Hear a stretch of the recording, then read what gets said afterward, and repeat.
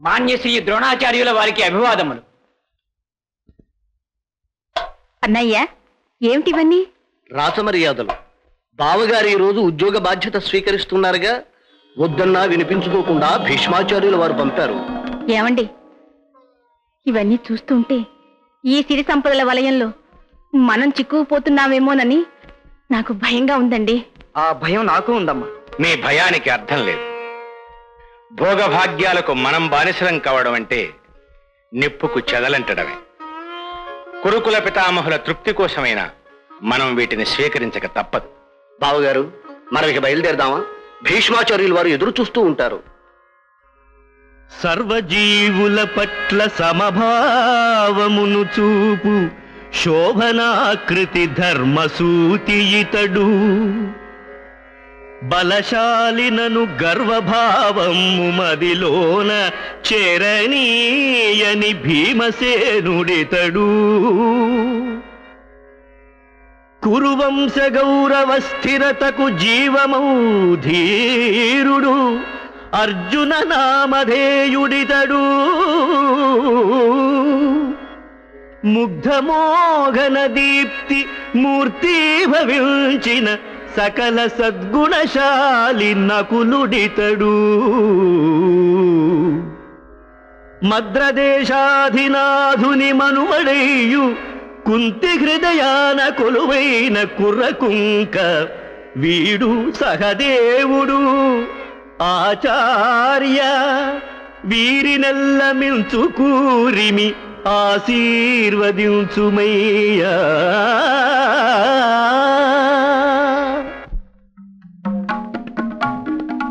తాతపాదులకు ప్రణామములు. సుయోధన, ద్రోణాచార్యుల వారు ఆయుధ విద్యలో మిమ్మల్ని తీర్చిదిద్దే బాధ్యత ఇప్పుడే స్వీకరించారు. ఆచార్య, నా ప్రాణమిత్రుడు కర్ణుడు, నా అనుంగు సోదరుడు దుశ్శాసనుడు. మరి వారంతా? వారు కూడా సోదరగణమే. తాతగారు నా మీద పెద్ద బాధ్యతే మోపారు. క్షాత్ర విద్యలో అస్త్ర శస్త్ర ఖడ్గ గదాది విద్యలు ఎన్నో ఉన్నాయి. అందరూ అన్ని విద్యలు నేర్చుకోవటం సాధ్యం కాదు. మీ మీ అభిరుచులను బట్టి ఎవరు ఏ విద్య నేర్చుకుంటారో చెప్పండి. సుయోధన, ముందు నీ అభిప్రాయం చెప్పు. నాకు ఈ అస్త్ర విద్యల మీద శస్త్ర విద్యల మీద ఆసక్తి లేదు తాతగారు. అదేమిటి? అవును, అమ్ము విసరడం కంటే రొమ్ము గుద్దటంలోనే నాకు ఆనందం. అందుచేత నేను గదనే ఎన్నుకున్నాను. నేను దానిని ఎన్నుకున్నాను. బాగుంది. అర్జున, మరి నీ అభిమతం? నాకు బుద్ధిబలం మీద ఉన్న విశ్వాసం భుజబలం మీద లేదు తాతగారు. అభేద్యమైన శత్రువ్యూహాలను భేదించి అరివీరులు ఆట కట్టించడానికి అస్త్ర విద్యను మించిన విద్య మరొకటి లేదు. అందుచేత నేను దానినే ఎన్నుకున్నాను. నేను దానిని ఎన్నుకున్నాను. ఇది మరీ బాగుంది. అలాగే ఉండాలి. స్పర్ధయా వర్ధతే విద్య అన్నారు. ధర్మజ, నీ అభిప్రాయం చెప్పలేదే? నాకు ప్రత్యేక అభిప్రాయం అంటూ ఏమీ లేదు తాతగారు. శక్తి మేరకు అన్ని విద్యలు సాధన చేయాలని ఉంది. ఇక్కడ నీ ప్రత్యేకత నిలుపుకున్నావు. ఆచార్య, ఇక మిగతా వారికి వారి వారి అభిరుచులను బట్టి మీరే నిర్ణయించండి. అలాగే, శిక్షణ రేపే ప్రారంభిస్తా.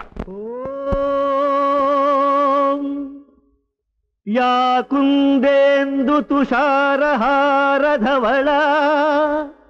యా శుభ్రవస్త్రాన్విత యా వీణావరదండమండితకరా యా శ్వేత పద్మాసనా యా బ్రహ్మాచ్యుత శంకర ప్రభృతిభిర్దేవై సదా పూజితా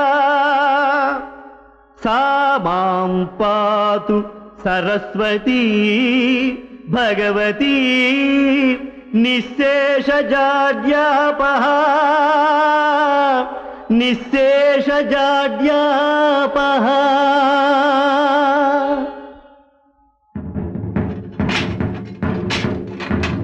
మీరు అభ్యసించనున్నది ఆయుధ విద్య. చేతిలో ఆయుధమున్నది కదా అని ఇచ్చవచ్చిన రీతిని ప్రయోగించరాదు.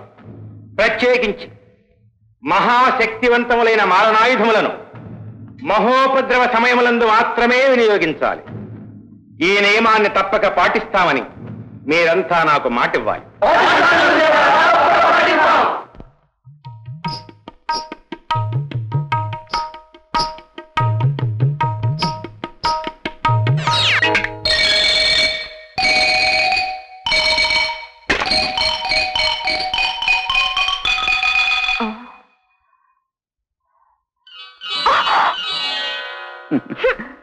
గౌరీ, తడిసి ముద్దైన నీ ఒంటిని చూస్తుంటే నా కళ్ళు పరవళ్ళు తొక్కుతున్నాయి. అది నీ కళ్ళకి ఎప్పుడు ఉండే పాడుబుద్ధిగా అనవసరంగా బంగారు లంటుకుంటూ పగలగొట్టావు. ఆ పని నువ్వే నా చేత చేయించావు. నేనా? అవును. మాటి మాటికి నువ్వు చూపులతో నా గుండెలను తూట్లు పొడుస్తుంటే అక్క చాపుకోలేక అంత రాయి విసిరాను. తప్ప? తప్పో ఒప్పో తర్వాత తెలుసుకుందాం గాని నీకు ఈ సంగతి తెలుసా? ఏంటి? మాటలు నేర్చిన మల్లేకు నోటి నిండా పళ్ళే. ఏయ్! ఏయ్!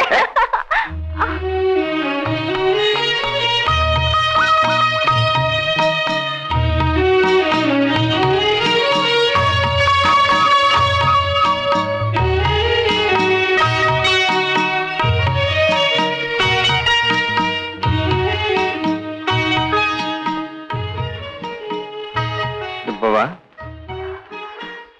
ఇవ్వాలనే ఉంది కానీ 3 ముళ్ళు పడే వరకు మన ముద్దు ముచ్చట్లకు ఆ 3 ముళ్ళే అడ్డం అయితే ఓ పని చేద్దాం. ఇంటికి వెళ్ళగాని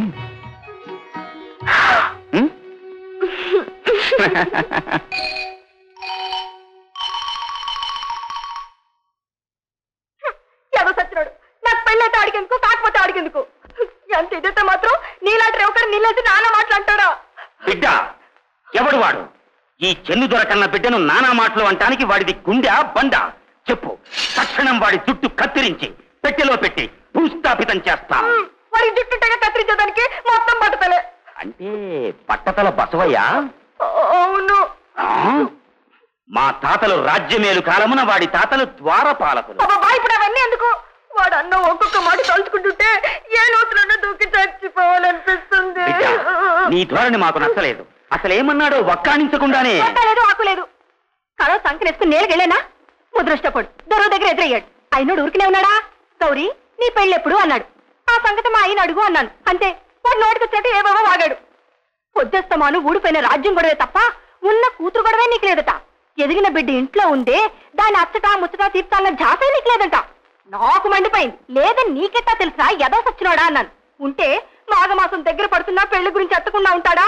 ఇదే మీ అమ్మ బ్రతుకుంటే నీకింత అన్యాయం జరిగేదాన్ని ఏవేవో కూసాడు. బిడ్డ బిడ్డ ఏడుస్తున్నావా? ఊరుకో ఊరుకో. తప్పు వాడిది కాదమ్మా, నాది. నిజంగా మీ అమ్మే కనుక బ్రతికుంటే ఇన్నాళ్లు నీ పెళ్లి సంగతి పట్టించుకోనందుకు నన్ను పాదరక్షతో కొట్టుండేది. నెత్తిన జుట్టు లేకపోయినా పట్టదల బసవయ్య నా కళ్ళు తెరిపించినాడు. ఇప్పుడే అప్పతో మాట్లాడి లగ్నం పెట్టించేస్తాను. అదేమిట్రా, ఉన్నట్టుండి నీకు ఆలోచన ఇప్పుడెందుకు వచ్చింది? నాకు రాలేదప్పా.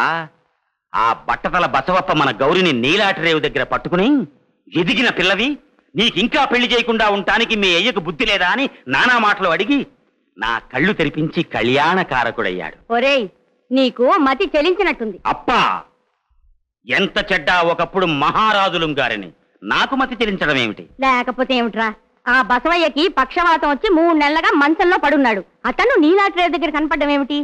నిజమేనప్పో. నిన్న నేను వెళ్లి చూసొచ్చాను.